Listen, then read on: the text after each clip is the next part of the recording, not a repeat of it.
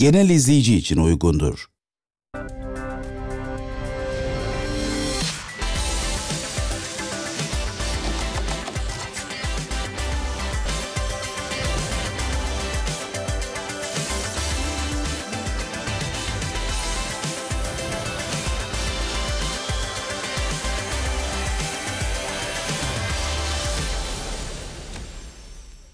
Mehmet Özer'le Mutfakta'dan herkese merhaba efendim.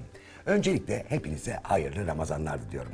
Bu Ramazan'ın Mehmet Özer'le Mutfakta'daki ilk bölümü. O yüzden de çok kalabalık bir ekiple geldik. Çok sevgili arkadaşlarım Ceyda Baza gelmiş, çok sevgili arkadaşım Doğa Çıtçı gelmiş, çok kıymetli şefler. Biz Sandra ile bugün birazcık daha yardım edeceğiz.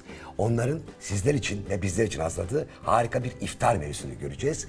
Öncelikle hoş geldiniz ikinize de. Hoş bulduk. Hoş bulduk. Güzel güzel yemekler yapacağız galiba. Böyle güzel bir sofra hazırlayacağız. Ceyda Evet. bir tane hünkâr çorbası mı gelecek senden? Evet, hünkâr çorbası gelecek. Patlıcanlı. Patlıcanlı hem de. Evet, patlıcanlı, Safranlı. tavuk parçalı ve safranlı bir Çok güzel çorba. malzemeler bunlar, Evet, çok yakışacak. Evet. Bir çok özel bir yemek gelecek, damat dolması. Damat dolması gelecek. Gaziantep Antep'in çok mutfağının. önemli. Evet, Gaziantep mutfağında çok önemli dolmalardan bir tanesi. Yani Gaziantep mutfağı o kadar çok çeşit dolma var Ya ki. sonu yok hakikaten. Ama bu Şunu açayım damada ben. yapılmış özel bir dolma. O yüzden Damatlar bugün kıymetli midir tabii, Gaziantep'te? Tabii ki. Yani ben mesela Gaziantep'li değilim. Değilsin, biliyorum. Gaziantep'in damadı olduğum için değerliyim. Doğru sen ama Yani o yüzden de zaten Gaziantep'ten çıkamıyoruz. orada kaldın Yani mı? orada evlendik, kaldık. Ay, ne güzel. Evet. Mutlusun ama Antep'te zaten. Mutluyuz, çok. Damat dolması yapacağız. Kabaklar var çok güzel. Evet. Bir de farklı bir dolma. Soğan yok bu dolmanın içinde mesela. Bu yok, soğansız bir dolma. Bol fıstık, badem böyle tam Evet, damatlara yakışacak güzel, Tabii. kıymetli malzemeler var Farklı, hakikaten. evet. Ve bence iftar sofraları içinde çok güzel bir tarif, çok doyurucu bir tarif. Senin çorban da öyle. Tam bir iftar çorbası esasına Evet, bakarsan. doyurucu ve çok sağlıklı aslında. Hem tavuk suyumuz var, tavuk var, safranlı, yoğurtlu. Çok Çok güzel gerçekten bir çorba olacak doyurucu. hakikaten. Evet. Yani daha şey yaparken bile hissediyoruz onu.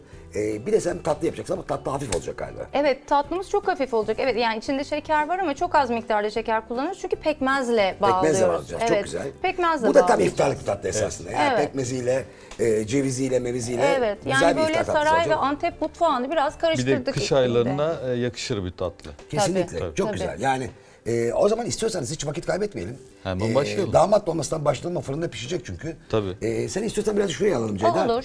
Ondan sonra damat dolmasından Ay, sonra seni buradan buraya da bir alırız. oturayım da ben Sen biraz de otur biraz. Evet. seyredeyim Keyif yap. sizi. İşin fazlasını zaten sana verdik. Çorba ve Evet, hem tatlı. çorba var hem tatlı var. Sen de- Valla Ben- 3 kişi ben- var burada. O yüzden 2 tane evet. yapsam da 3 kişi bana destek ben çıkar. zaten tek Biz yemek doğaya yardım yapacağım edeceğiz için. şu anda. Ne yapacağız? Anlat Evet, bakalım. şimdi burada bizim sakız kabağımız var.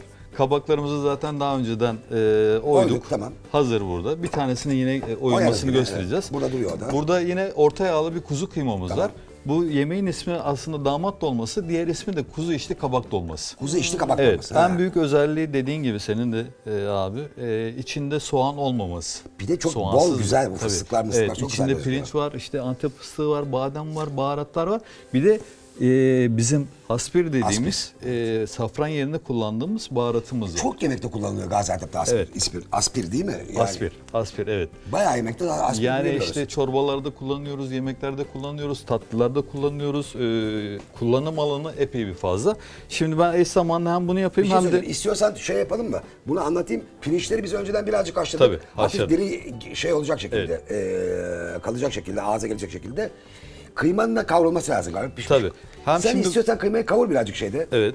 Nasıl? Hem kıymamızı kavuralım hem de burada şeylerimizi, kabaklarımızı biraz kızartmamız Tamam, okey. gerekiyor. Birazcık öldürmemiz altını açayım gerekiyor. şunu. Evet. Sen de kıymayı kavurmaya başla Sandra. Tamam. Ne Bunun koyalım? altını da Zeytinyağıyla mı açalım. kavuralım kıymayı? yoksa- Yok, burada tereyağımız var. Tereyağı, Tereyağıyla tamam. kavuracağız.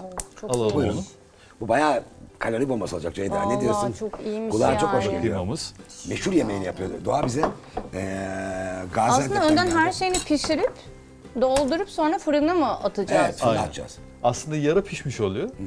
Yarı piştikten sonra da bir 15-20 dakikada Bütün fırında lezzetler pişiriyoruz. fırında homojen Tabii. bir şekilde iç içe Birleşsin geçecekler. diye. Şimdi ben daha önceden burada bir tuz ve karabiberi karıştırmıştım. Ha, ne güzel. İçine koyacaksın biraz. Evet, şöyle içini Olacaksın. biraz Lezzetlendireceksin şekilde. yani. Tamam, süper. Nasıl geçiyor Ramazanlar Gaziantep'te genel olarak? yani Çok şey midir, hareketli mi geçer Ramazan? tabii yani biraz daha o eski kültür devam ettiği için Ramazan Evet. kültürü biraz daha tabii ki İstanbul'a göre daha da fazla yaşanıyor. Tabii. Mutlaka yani bizimkine burada Tabii çok ki İstanbul'da da büyük şehir. yaşanan yerler var ama Var. tabii ki bu büyük şehir olduğu için o hengamede biraz daha Kaybolup gidiyor. gidiyor. Daha mahalle kalmış yerlerde hala devam Evet. ediyor bence o Yani- Ramazan. Küçük mahalleler daha Evet, şey. Bir de hani komşuculuk var mıdır Gaziantep'te? Tabii. Yani iftar sonrası ya da iftarda. iftar sonrasında insanlar yaptığını hani aynı sofrada birleşmese de kapısını çalar komşusuna çünkü onun kokusu Ha. gitmiştir ona. Tabii. Komşuya kokusu gittiği için de ilk başta komşularına dağıtır. İftarda da herkes birbirinden gelen lezzetlerle iftarını açarlar. Bir de tabii Direkt komşu dolaşabilirim öyle bir Bir de durumda. Gaziantep tabii çok özel bir şehir ya. Yani, Çok, yani yemek içmek gerçekten. anlamında çok özel bir şehir. Yani oraya gidip de Kilo almadan sana geri gelmek yemek mümkün değil. imkansız yani. Ben her gittiğimde minimum 2 kilo alıyorum. Vallahi billahi yani. Bir de çok ilginç değil midir? Ne kadar yersen ye, ne kadar yersen sabah yine aç uyanıyorsun Evet orada. ve çünkü yani çok ilginç. bir İtalyanlar da var bir de Gaziantep'liler de var. Yemekte yemek konuşuyorlar. Ay, Evet yani İtalyanlar da öyledir. Yemek yerken bir de yemek sofrasında yine yemek konuşurlar. Antep de öyle birazcık. Sen kaç sene oldu Doğa Antep'e gideli? Antep'te 18 sene oldu. Ne diyorsun ya? Sen Anteplisin ki. Sen nice Antep'ten daha çok Antep'lisin. Evet 18 sene oldu. Bakalım. Şimdi bunları kızartıyoruz birazcık. Sandra Sıvı senden yağda bir ricam var. zeytin Şunları yağı çevirmek veriyorum. için bir maşa alabilirsek. Şunu da çevirebilir misin? Bakın aşağıya. Daha Sen bir de uzun biraz da tuz var. karabiber ekelim mi şeye kıymaya? Kıymayı şu Ya. an ekliyorum ama. Doğacığım. Evet. Tuz karabiber ekelim mi şey Ona kıymaya? ekleyeceğiz. Kıymaya. Biraz kavrulsun.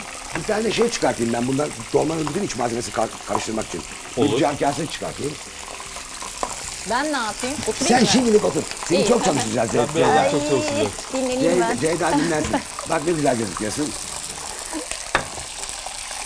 Evet şöyle Şöyle güzel hafiften bir izliyoruz kızartıyoruz. şöyle. Bu tabii çok artı bir lezzet katıyor.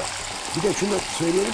Biz bunu zeytinyağında kızartıyoruz efendim. Evet. Yani ayçiçek yağında değil zeytinyağı daha lezzetli olmasını Tabii sağlayacak tabii. zeytinyağı. Daha lezzetli olacak. Hep yanlış bilgi vardır ya zeytinyağı yanar diye. Hiç öyle bir şey yok yok esasında. aslında Hep- yani. Zeytinyağı en geç yanan yağ. Evet Ha, kesinlikle. tam tersi lezzetli bir de yağdır. ve çok lezzetli yapacak bu şeyleri. Evet. Zeytinyağında. Bir de Gaziantep aynı zamanda bir zeytinyağı memleketi. Tabii. Çok iyi zeytinyağlar çıkıyor Gaziantep'te. Nizip'te biliyorsun abi inanılmaz zeytinyağı Evet. üretiliyor. Çünkü her taraf bir baktığınızda yani her taraf fıstık ağacı ve fıstık ağaçlarının içinde de zeytin ağacı. Ben birkaç kere fıstık hasatına da gitmiştim orada çok güzeldi. Senden bir ricam daha var. Tabii. Bunları çıkartabileceğimiz Maşayı bir kap var mı? al. Tabii. Maşa lazım mı Süzgeç sana? gibi. Şunu alıyorum maşayı buraya koyuyorum. Evet. Alalım. Ve ben yavaş yavaş dolma içinin malzemelerini bir kaşıkla buraya koyuyorum. Pirinç. Yeter mi pirinç Doğacığım? Pirinç. Evet, pirinç yeterli. Haşladığımız pirinçle. Ben burada bademleri de ilave Kavuracaksın edeceğim. diyorum. Bademler de kavrulsun içinde. Kavur. Yani doğramıyoruz, bütün atıyoruz. Yok bütün. Fıstıklar da kavrulacak herhalde değil mi? Fıstığı en son atalım. Tamam okey. Burada yeni baharımız Yeni var. bahar var. Yeni Dolmalar baharımızı var. Benim de ilave hayatta en edelim. sevdiğim baharatlardan bir tanesi. Benim de ya. Her şey mi dolmaya, yakışır her yani? şeye çok Evet, yakışıyor. tarçınımız var. Tarçını ilave ediyorum.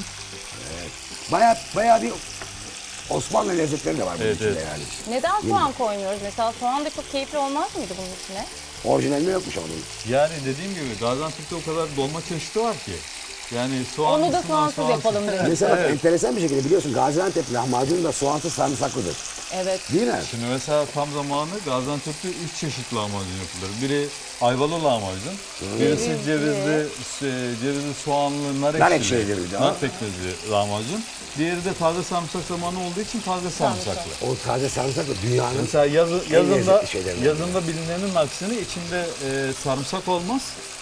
Sarımsaksız sebzeli lahmacun olur. sebzeli sebze. Yani Evet, siz sürekli bir bunları yemek çıkartalım. yapmışsınız yani. Ay Ceyda yani çok enteresan şeyler hakikaten yani devamlı yemek diyorlar. Şimdi bunları böyle kenara alıyoruz. Doğacığım bu aspirin ne zaman atacağız? Aspiri de en son atacağız. Kıymanın içine atacağız bunu. Kıymanın içine atacağım ki biraz şeyini versin. Orada rengini versin. Rengini versin Yağda. bir şey yapsın. Bakın şurada gösterelim değerli izleyiciler. Çok fazla kızartmıyoruz. Sadece güzel bir renk ve lezzet alana kadar kızartıyoruz. Daha sonra dolduracağız. Hep beraber fırında pişireceğiz.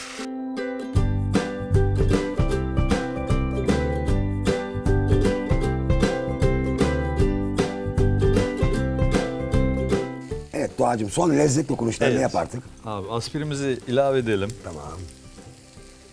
Fıstığımız vardı. Fıstığımız da var. Fıstığımızı da ilave ediyoruz. Abi baksana şu güzelliği ya. Ya Şu renkler renklere bile- baksana. Şeyden çok çekici Evet. değil mi ya? Hakikaten çok çekici yani. Vallahi ben bunu denerim ya.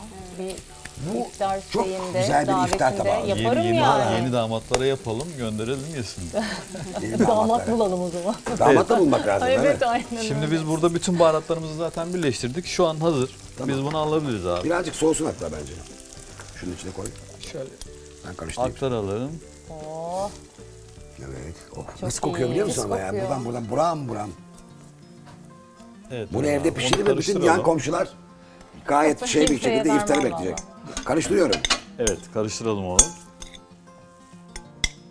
çok iyiymiş. Evet. Peki biz bunu hani ayrı bir yere dizeceksin ya, üstüne sos falan bir şey koyuyor muyuz? Su ve Yok. tereyağı. Buna biraz tereyağı eritip üzerine sıcak su ilave edeceğiz.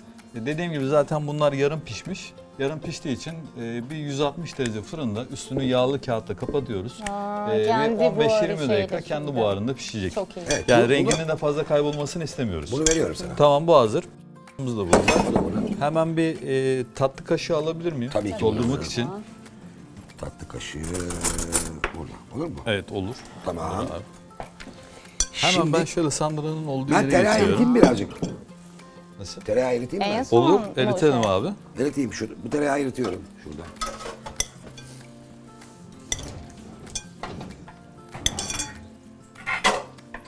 Evet, ben şimdi tereyağını eriteceğim burada. Sen de dolduruyorsun. Evet, Yardım ben edebilirim dolduruyorum. istiyorsanız size. Sandra da yardım et sana istiyorsan. Olur, Sandra da yardım edebilir bana. Vereyim mi sana kaşık? Sandra. Burada var. Ha, iyi. Onu halledebilirim. Su mu koyacağız sonra birazcık da doğal? Evet, buna su ilave edeceğiz. Biraz da tereyağı. Dediğim gibi üstünü kapatıp 160 derece bir fırında, daha önceden ısıtılmış 160 derece fırında 15-20 dakika pişmesi yeterli olacak. Yatay diziyoruz değil mi böyle? Evet, böyle. Damat yatışır. Damat yetişmiş. Bir daha tuz koymaya falan gerek yok herhalde. Yok. Değil mi? Biraz suyunu ekleyebiliriz. Tamam, okey. Sıcak su mu koyacaksın, soğuk su mu? Sıcak su. Okey. Şurada basalım orada. Ceyda, senin nasıl gidiyor Ramazanların? Vallahi yoğun geçiyor çünkü çok fazla işte bu... Aktivite de oluyor Ramazan'da tabii. Tabii yani özel davetler oluyor, onlara yemekler, Ramazan yemekleri. Ramazan heyecanı firmalarda da oluyor yani. Çok Şey tarafında da bence çok o bir çok heyecan keyifli oluyor. bir şey yani. Aynen, güzel yaşatıyoruz, evet. Ekipçe gelmeleri, bu Ramazan'ın heyecanlı yaşamaları çok keyifli bir şey bence yani. Ya bence de. Peki bir şey, burada ikinize de sorayım. Şimdi evde yemek yapıyor musunuz? Abi eve hiç götürmüyorum. Ben aynı şeyi söyleyecektim. Sen de mi öylesin? Ben de öyle. Yok, Yapıyor musun? Yani şöyle yapıyoruz tabii ki ama Hiç mi hani yapmıyorsun? özellikle aman Hayır. şunu yapayım gibi bir Misafir şey yok. falan geldiği zaman. Tabii onu Yapıyor yapıyoruz canım. O misafir espri yapıyoruz geldiğinde tabii ki. yapıyoruz Sen yapıyor yani. musun evde? hakikaten? Evde Doğru tabii sen yapıyoruz yapmıyorsun. ya. gibi geliyor bana. Ama Ondan sonra evde bizi- şöyle bir şey oluyor işte işle evdeki o şeyi karıştırıyoruz bence. Çünkü misafir ağırladığımda da ben gerçekten böyle 5 kurslu falan çıkartmaya başlıyorum. Birazcık öyle insan takıntılı oluyor. Evet yani normal bir sal kendini değil mi? Yani böyle bir şey yap. Abartıyoruz. Abarttığımız Evet. zaman da o evdeki mutfak dağılıyor. Tabii, Yani tabii. o tencereler, Bir tavalar, de- tabaklar Aynen. hepsi Yok, birbirine yani giriyor. Bir de restoran profesyonel mutfağında mutfağında değilsin ki. çalışmak gibi değil ev mutfağı. Evet değil yani. O Bir dağınıklık onu oluyor sonuçta anlayabilsek, yani. Bir de çözebilsek. eşim zaten bazen diyor ki ya sen mutfağa mutfağa, girme değil mi? diyor. Çünkü Mutfağı sen şeye dağıtıyorsun çeviriyorsun diyor. mutfağı. Sonra ben toparlayamıyorum diyor. Tımarhaneye dönüyor mutfak. Evet. Peki sen dağıtır mısın evde de? Yok ben anında hani yaptığım tezgahı direkt temizlerim. Sen de benim gibisin. Gerçi kadınların çoğu öyle. Daha Ya evet. daha tertipliyiz. Yani kimse yanlış hakikaten anlasın doğru ama pastacılarla mutfak yani sıcakçılar arasında çok büyük bir fark var. dedin. Var, pastacılar çok daha titiz Çok ve çok şey. yani çok fark var. O yüzden de hani ben mümkünse mutfakta tabii ki bir restoran mutfağı olmadığı için de mutfak şartlarını koşullar da öyle bildiğim değil tabii için yani. Doğal olarak da yaptığım yeri anında temizlemem gerekiyor ki diğer yemeğe rahat geçebileyim. Ben bir de çok dağınık yerle çalışamıyorum ya zaten. Ben de. Yapamam yani. Ben Yemek de. yapayım, şey yapamıyorum. Bak çok güzel bir şekilde Doğa diziyor onları. Şimdi sen şey ayarladın mı Sandra'cığım? Yağlı kağıt. Evet o da hazır, Hazır. burada. Üzerine kapatmak için. Şöyle. Fırınımız da açık. Kaç derece? 160. 160 derece. Bu fırını ben biraz daha arttırıyorum ama genelde. Bizim vaktimiz az burada çünkü. Burada tereyağı erittim ben. Evet. Suyla karıştırayım birazcık tereyağını. Olur. Biraz suyla karıştıralım. Biraz da tuz atayım bence. Olur. Biraz da tuz. Evet, tuz da attım. Üzerine gezdirebiliriz. Ne kadar su? Bu çok mu, az mı? Yok, yeterli. Belki az bile olacak o.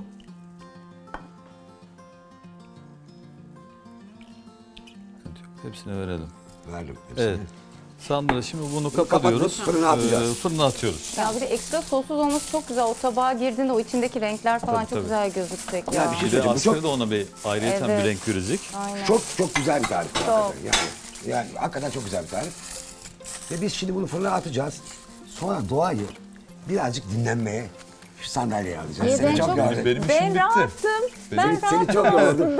Benim işim Seni bitti. artık şeyden, kolaylık versin. tahtından da buraya doğru alacağız. Estağfurullah. Seve seve. Şimdi aslında sen geçeceksin Mehmet abi oraya. dedi ki Ramazan seni fazla yormayalım. Ceyda'yı fazla çalıştırabiliriz Evet dedi. dedim ki hem tatlı hem çorbayı Ceyda yapsın dedim. Ve biz Benim Ceyda- kaderim bu falan diye. Biz sen de o kadar eski tanışıyoruz ki Çok, esasında. çok. Ben geçiyorum. Sen tabii lütfen. Çok, bayağı sen çocuktun o zaman. Çok küçüktün yani. Çocuk değildin belki de. Yani şu Hala an çok çok bir küçüksün Ondreon de. çocuk falan diye. Ya aslında çok çocuk değildim ama tabii hani o zaman kaç sene oldu ya? 10 sene. Çok sene oldu. Çok 10 seneden fazla. fazladır. Fazla fazla. Çok yaşlanmış mıyım? Bence ikiniz de maşallah diyorum harikasınız. Teşekkür ederiz efendim. Teşekkür ederim. Yakışıklı insanlarla böyle birlikte olmak Ne keyifli güzel. bir şey. Ve İltifat harika gelsin. güzel bir kızınız var. Ben ilk önce tatlıyla başlayalım Evet. istiyorum. Çünkü bir tatlı anlat. Ne tatlısı biraz. yapacağız? Önce? Pekmezli paluze yapacağız. Nişasta, paluze. evet, nişasta ile yapılan bir tatlı. O yüzden de çok basit. Yani nişastayı suyla açıyoruz, tavamızın içine koyuyoruz. Biraz çektirdikten sonra içine şekerini ve pekmezini ilave ediyoruz. Şeker az koyuyoruz değil mi? Buna Evet. pekmez koyduğumuz için. Evet, İstiyorsan ben sana şimdi buradan suyunu vereyim. Aynen. Koyayım mı su? Şurada karıştıracağım Peki. ilk başta. Sonra spatula ile birlikte burada yavaş yavaş Tamam. çevire çevire Koyayım mı? olur. Sıçratmadan şöyle koyalım.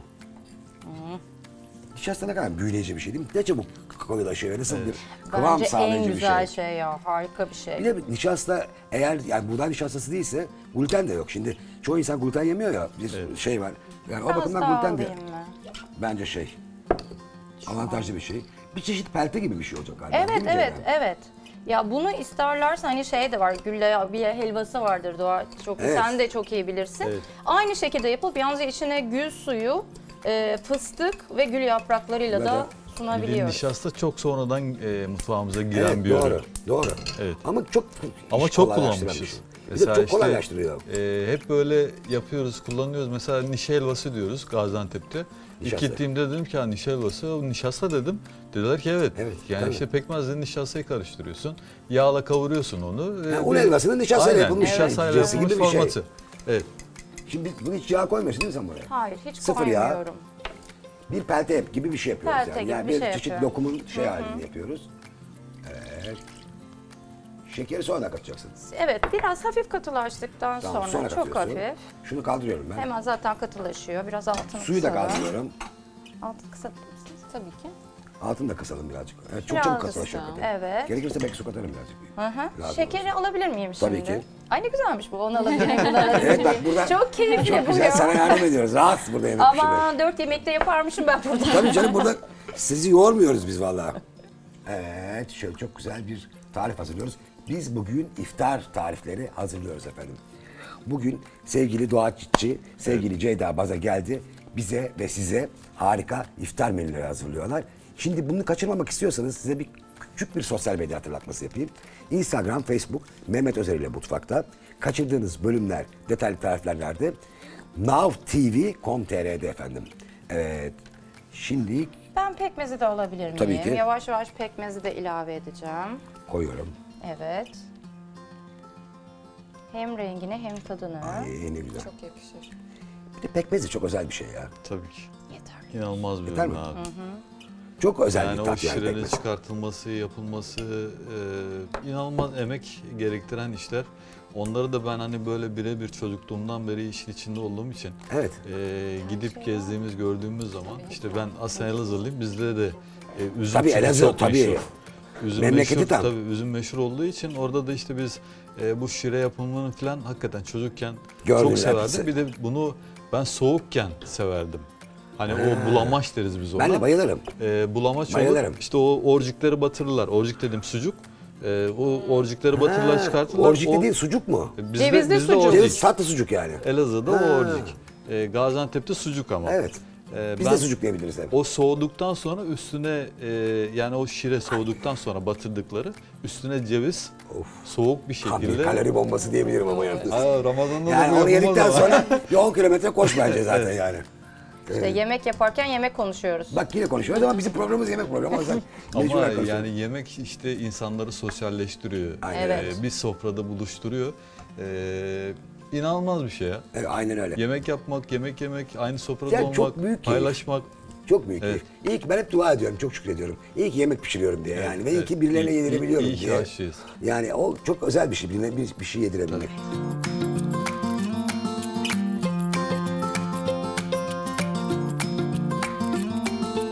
Şeydacığım bu çok sertleşmeden herhalde Evet, evet. şekillendirmek lazım.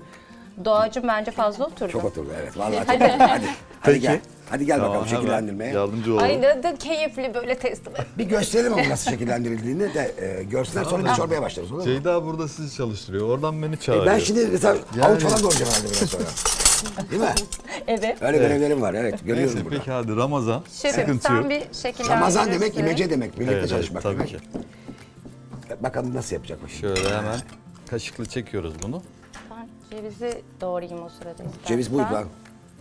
İstersen sen şeye geçebilirsin. Çorbaya mı? Neye geçeyim? Çorbana geçebilirsin. Onu Ceviz- Sen Ben cevizi ne de yapacaksın? ayarlarız. Biz İnce ince ayarlarız. doğrayacağım. En son üstüne tarçınla tamam, birlikte. okey. Ben de doğrayabilirim. Ben onu şeye veririm. Sandra'ya veririm. Tamam, olur. Burası çorba malzemelerine kalsın. Tamam.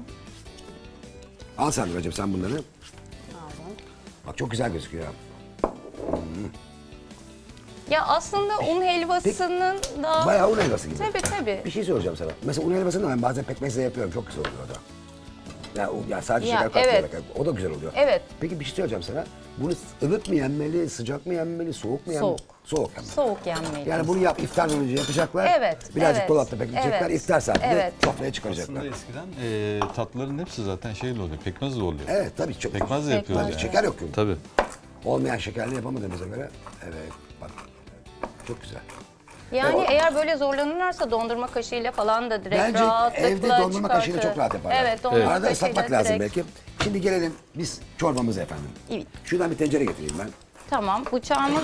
Bıçakla çıkaracağım bıçaktan. Tamam. Şuraya koydum. Ne yapıyoruz? Söyle bakalım şimdi. İlk önce Ceyda'cığım. Hünkâr havucumu- çorbası yapıyoruz değil mi? Evet, hünkâr çorbası yapıyoruz. Pardon, şurada Hünkâr çorbamızda ilk önce havucumuzu ve defne yaprağımızı biraz kavuracağız. Defne yaprağıyla neyi? Havucu kavuracağız. Evet. Tamam. Şu altını açayım mı tencerenin? Yani şu an gerek yok. Tamam. Şunu bir doğrayayım. Ay Peki, hadi gel doğra. bıçağınla. Yeni bıçağını doğru hadi gel. Ay evet. Evet. Havuç küp küp doğrayacağız. Küçük Evet. küçük. Tamam. Küp küp havuç ve defne yaprağını kavuracağız değil mi? Biraz şeyini Evet. versin istiyoruz çünkü. Biraz Böyle aromasını versin istiyoruz. Değerli izleyiciler, hünkâr çorbası yapıyoruz. Hakikaten hünkârların ağzına layık bir çorba. Sizin Mehmet Özel'le Mutfakta izleyicilerinin iftar sofraları için Ceyda Bazan'ın güzel tarifiyle birlikte. Evet. Bak bu arada da cevizlerle sen doğruyorsun. Tatlımız hazır. Dolmamız şeyde Hazır olmak yavaş üzere. yavaş pişiyor. Şimdi çorbamızı yapacağız. Tavuk eti var, tavuk suyumuz var yine. Tavukları kullandığımız suyumuz evet. var. Başka ne var burada gördüğüm? Safran var, Safran var. yumurta var, Orada- yoğurt var. O Terbiyeli bir çorba olacak. terbiyeli yani. olacak. Hı hı, evet. Terbiyeyi çırpmak gerekiyor mu bir yerde? Tabii. İlk Tamam. önce Ben- böyle yoğurt, un ve biraz tavuk suyuyla da Tamam, hani tamam. açarsak çok koyu olmasın. Ya da sıcak suyla da devam ettirebiliriz. Evet, dur. Şimdi bunları şöyle kenara alıyorum. Birazcık terbiye için şey yapacağız. Ben şuradan bir kaşık alayım da. Pardon. Tabii. Ay ne güzel oldu ya herkes böyle. Şimdi ben alayım Bak, açılmışken. Bak ne kadar çabuk yapmış olacağız şimdi. Havuçları Tereyağını- doğradım. Evet. Aç altından. Altını açıyorum. Tamam. Biraz kısıyorum. Sana vereyim. Tereyağından Havuçları birazcık defne yaprağıyla birlikte. defne yaprağını hafif ortadan kesiyorum ki aromasını daha rahat versin diye. Evet, şu havuçlarımızı kavuruyoruz. Daha sonraki aşamada da patlıcanlarımız var değil mi de? Evet. Bunu kavurduktan sonra havuç hafif yağını çıkartacak. Evet, bir de biraz o havucun yağı, bir de renk de verecek o yağ. Yani Evet, tereyağı, evet. Havucun rengini de verecek.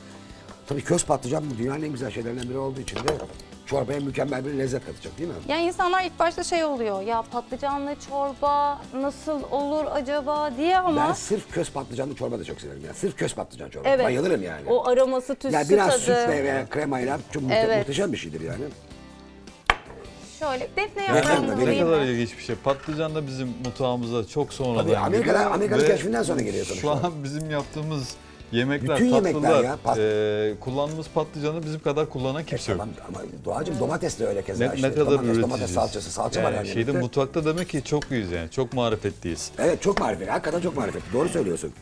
Bunu ben şey yapmıyorum. Ceyda istersen yapayım. Yap, Oturayım yap mı? şefim, Yapsın, yap, yapsın. yap. Peki. Yap. Ceviz. Tarçın alalım o zaman. Tarçın da verelim. Tarçını da. Yani zaten yaptın, son Değil dokunuşunu mi? sen Hepsini yap. yapalım. Artık yapsın mı? O zaman Elin şöyle lezzetinde. cevizlerimizi üstüne. Ceviz ve tarçın serpecek değil mi? Evet. Evet bak avuçlardan güzel sesler gelmeye başladı. Şu patlıcanlar da burada duruyor. Onları ki doğrayacağım mı? Doğrayacağım. Doğrayayım mı? Olur. Küçük küçük mü? Yani şey zaten iki dokunduğunda o Aynen öyle kendi kendine dağılacak. şey olacak. Eğer böyle tane tane gelmesini istemiyorlarsa da hani çekip Çok de... küçük çok küçük doğruyorum zaten. Evet. Gelmez tane tane.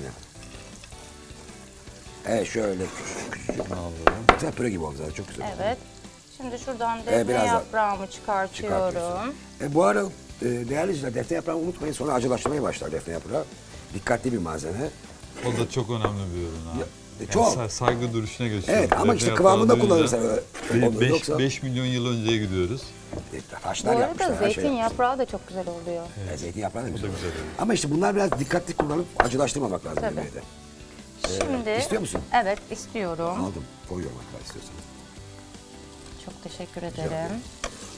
Bunu da böyle biraz kavurduktan sonra terbiyesini hazırlıyoruz. Limon suyu da sıkıyoruz biraz. Sıkacağım. Terbiyenin içine mi sıkacağım? Tamam. Evet. Şimdi Böyle hafif ekşili bir tat da olacak. Ceyda Şef'in başka yapabileceğim bir şey var mı sizin için? yok onu Ya, ben de soğuk. çok naziksiniz Dolaba kaldır ben de gerçekten. soğusun ama. Ben biraz dolaba kaldım. Ben geçiyorum o zaman yerime. Geçebilirsin. Lütfen doğru, biraz sen- dinlen istersen. Çok yorduk seni. Ceyda'cığım şimdi bak geldi. Yoğurt. Yoğurt. Yumurta sarısı galiba. Sonra yumurta sarısı, sonra unu kıvamlı bir şekilde dökmek gerekiyor. Hepsini döktüğümüzde çok koyulaşıyor. Ben onu ayarlamaya çalışacağım şimdi. Bir dakika. Tamam. Yumurta sarısı.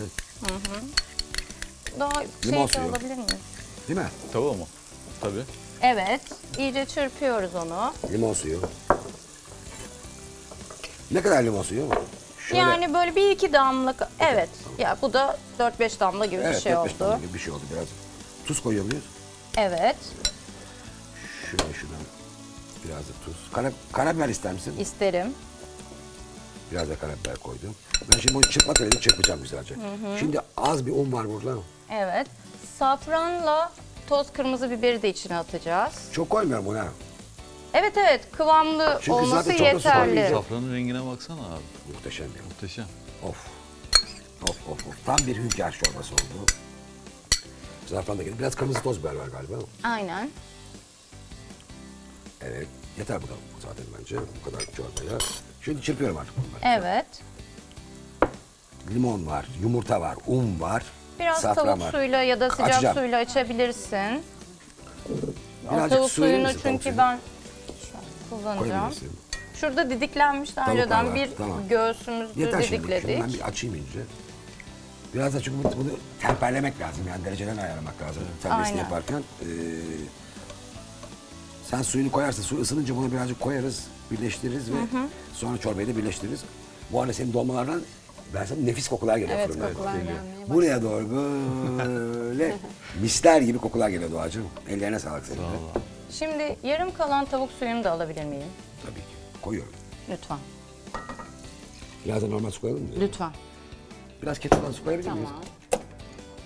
Bundan sonra da zaten birazcık temperleyeceğiz bunu. Biraz onun sıcak suyundan bunun içine koyacağım. Sonra bunun içine koyacağız değil mi? Tamam. Ondan sonra da çorbamız nefis bir şekilde hünkâr çorbası yapıyoruz. Tam iftar sofralarınız için. harika bir Gerçekten. çorba. En sonunda üstüne kalan tereyağımızla da Şurada toz, duruyor o da. evet, hafif toz Kırmızı kırmızı, toz biber, tamam, biberle şuradan koyuyoruz onu. eriteceğiz. Toz üstüne dökeceğiz ve servise Bu çorba sunacağız. bayağı bir öğün yemek. Yani. Şimdi içindeki tavuk Doyurucu. etiyle bilmem nesiyle beraber Tavuğu var, hiç başka yemek yemeden yoğurdu tek var. Evet. tam Sebzeleri var. iftarda yani tek bir salata, bir çorba iftarı yap gitsin. Kesinlikle. Kesinlikle hafif yemek Bir iki isteyenler dilim de için. pide hatta yersen yanında tamam bitti gitti yani. Ya ama pidesi. Ramazan pidesiz de olmaz bu iş. O kuyruğa gireceksin, o kokuyu çekeceksin ve en Olmaz sonunda O, evet. o ritüeli yaşamak gerek. Kesinlikle. İstiyorsanız çocuklar buraları temizleyelim, güzel bir iftar sofrası kuralım buraya. Kuralım. Ondan Aynen. sonra iftar soframızı kuralım. İzleyicilerimize yemeklerimizin son halini de gösterelim efendim.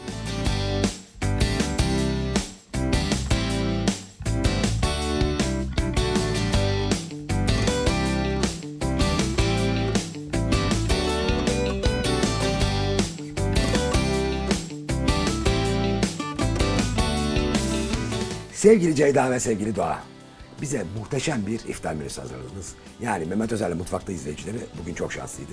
Çok özel tarifler yaptık. Harika bir hünkâr çorbası yaptık. Müthiş bir çorba hakikaten evet, bence. gerçekten Tam bir iftarlık beraber çorba. yaptık. Müthiş bir damat dolması yaptık. Hakikaten kabağın kızarmasıyla, içinin ayrıyeten kavrulmasıyla, bol fıstığı, bademiyle beraber müthiş bir, çok etkileyici bir şey. Bir de ne yaptık efendim? Neydi ismi? Bir daha söylesene. Pekmezli paluze. Paluze. Pekmezli paluze yaptık. O da çok lezzetli ve tam bir iftar tatlısı. Hem hafif hem lezzetli hem de kolay esasında yapması da. O yüzden çok teşekkür ediyorum. Ben bir bunları tam olarak nasıl yaptığımızın üzerinden geçeyim efendim. Bugün neler mi neler yaptık.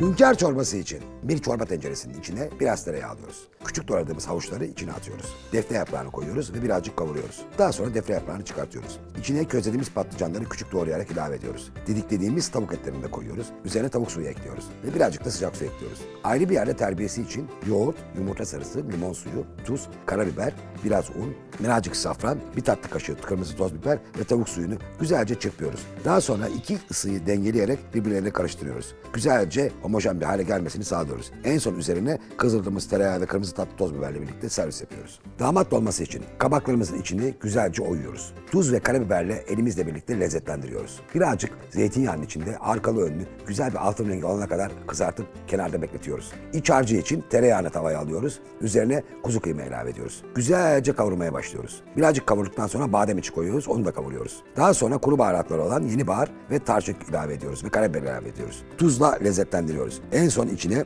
aspir ve antep fıstığı koyuyoruz. Daha sonra bir karıştırma kabının içinde bu kıymalı harcı önceden haşladığımız pirinçlerle birlikte karıştırıyoruz. Dolmalarımızın içini bir tatlı kaşığı yardımıyla bu harçla dolduruyoruz. Bir fırın tepsisine diziyoruz. Üzerine birazcık kızdırdığımız tereyağı ve su karışımını döküyoruz. Üstünü kapattıktan sonra 180 derecelik fırında güzelce homojen bir şekilde pişmesini sağlıyoruz. Ardından sarımsaklı yoğurt ve pul biberle birlikte servis yapıyoruz. Cevizli paluze için öncelikle nişastayı birazcık suyla açıyoruz. Bir tabanın içine birazcık su, birazcık nişastalı karışımı koyuyoruz ve yavaş yavaş koyulaşmasını bekliyoruz. Az koyulaştıktan sonra toz şeker ilave ediyoruz ve pekmez ilave ediyoruz. Ve bir spatula yardımıyla devamlı karıştırmak marifetiyle koyulaşmasını sağlıyoruz. Koyulaşan tatlımızı çok fazla soğumadan şekillendiriyoruz. Ceviz ve tarçınla birlikte servis yapıyoruz.